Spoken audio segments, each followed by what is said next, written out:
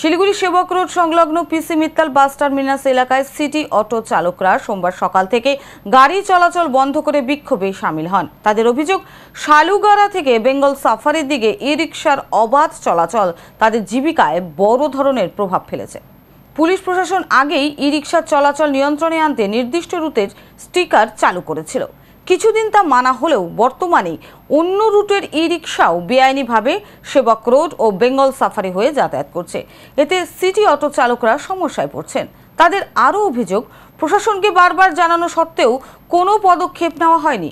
সেবক রোডের ই-রিকশা শুধুমাত্র শালুগাড়া পর্যন্ত যাওয়ার অনুমতি পেলেও তারা নিয়ম ভেঙে বেঙ্গল সাফারির দিকে যাতায়াত করছে।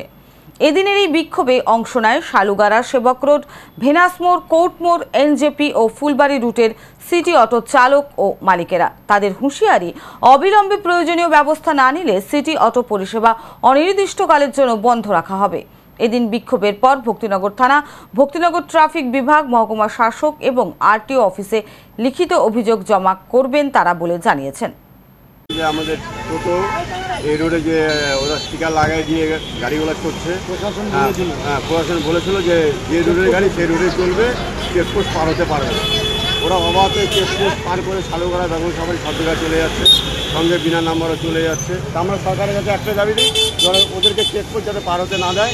তাহলে আমরা কী করবো, ওরা করে খাক, আমরাও করে খাই। আপনাকে এখনই দেখাইলাম একটা নম্বর ছাড়া গাড়ি, ওরা চলে যাচ্ছে একদম শালুগাড়া অবধি। আমাদের পারমিট কত অবধি আছে?